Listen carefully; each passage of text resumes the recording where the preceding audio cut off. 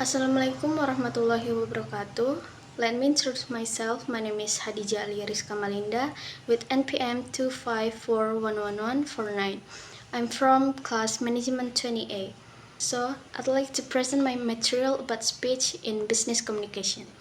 This material is based on the book Business Communication written by Joko Purwanto. In this presentation, I will explain about the meaning of speech in business communication, the purpose, the types, the structure, and also some tips to deliver an effective speech. Speech dalam komunikasi bisnis. Materi ini berdasarkan buku Komunikasi Bisnis karya Joko Purwanto. Dalam video ini, saya akan menjelaskan tentang pengertian speech dalam komunikasi bisnis, tujuan, jenis-jenis, struktur, serta beberapa tips untuk menyampaikan speech yang efektif. Pertama, pengertian speech dalam komunikasi bisnis. Speech atau pidato merupakan salah satu bagian penting dalam komunikasi bisnis. Dalam dunia bisnis, seseorang seringkali harus menyampaikan pidato dalam berbagai kegiatan seperti rapat, presentasi, seminar, maupun acara perusahaan. Speech merupakan bentuk komunikasi lisan yang digunakan untuk menyampaikan ide, informasi, atau pesan kepada audiens. Dalam konteks bisnis, speech yang baik dapat membantu seseorang menjelaskan ide dengan jelas, membangun kepercayaan, serta mempengaruhi audiens. Tujuan speech dalam bisnis. Tujuan pertama adalah untuk memberikan informasi. Speech yang bersifat informatif digunakan untuk memberikan pengetahuan atau menjelaskan suatu informasi kepada audiens. Contohnya ketika seorang manajer menjelaskan kebijakan baru kepada karyawan. Tujuan kedua adalah untuk mempersuasi atau meyakinkan audiens. Speech jenis ini bertujuan untuk mempengaruhi pendapat atau mendorong audiens agar melakukan suatu tindakan. Dan tujuan yang ketiga adalah untuk memotivasi. Speech memotivasi biasanya digunakan untuk memberikan semangat kepada karyawan agar meningkatkan kinerja dan produktivitas mereka. Selanjutnya, jenis-jenis speech dalam bisnis. Dalam komunikasi bisnis, terdapat beberapa jenis speech yang sering digunakan. Yang pertama adalah informative speech, yaitu pidato yang bertujuan untuk menyampaikan informasi, fakta, atau data kepada audiens secara jelas.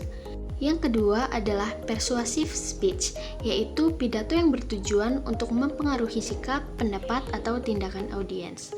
Dan yang ketiga adalah special occasion speech, yaitu pidato yang disampaikan pada acara-acara khusus seperti perayaan perusahaan, penyambutan karyawan baru, atau acara penghargaan.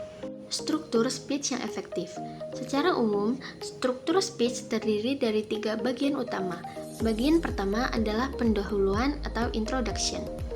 Pada bagian ini, pembicara biasanya menyapa audiens, memperkenalkan diri jika diperlukan, serta menjelaskan secara singkat topik yang akan dibahas. Selain itu, pada bagian ini pembicara juga berusaha menarik perhatian audiens agar mereka tertarik untuk mendengarkan pembicaraan selanjutnya. Bagian kedua adalah isi atau body. Ini merupakan bagian paling penting dalam sebuah speech karena pada bagian ini pembicara menjelaskan topik secara lebih mendalam. Dalam bagian ini biasanya terdapat beberapa poin utama yang disampaikan secara terstruktur agar audiens dapat mengikuti alur pembahasan dengan mudah. Bagian ketiga adalah penutup atau conclusion. Pada bagian ini, pembicara biasanya merangkum kembali poin-poin utama yang telah dijelaskan sebelumnya. Selain itu, pembicara juga dapat memberikan pesan akhir atau kesimpulan agar audiens dapat mengingat inti dari speech tersebut. Karakteristik of an effective speech. Speech yang efektif memiliki beberapa karakteristik penting.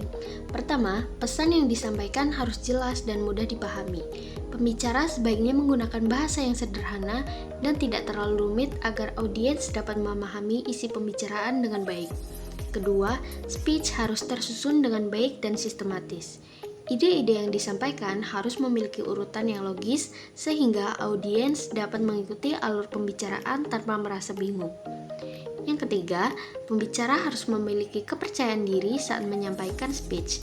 Hal ini dapat ditunjukkan melalui cara berbicara yang jelas, intonasi suara yang tepat, serta kontak mata dengan audiens. Selain itu, penggunaan bahasa tubuh seperti gerakan tangan dan ekspresi wajah juga dapat membantu memperkuat pesan yang disampaikan. Sebagai kesimpulan, speech merupakan salah satu keterampilan komunikasi yang sangat penting dalam dunia bisnis. Melalui speech, seseorang dapat menyampaikan ide, memberikan informasi, mempengaruhi audiens, serta memotivasi orang lain. Agar speech dapat berjalan dengan efektif, pembicara perlu memahami tujuan speech, jenis-jenis speech, serta struktur penyampaiannya. Selain itu, persiapan yang baik, latihan, dan kepercayaan diri juga menjadi faktor penting dalam keberhasilan sebuah speech.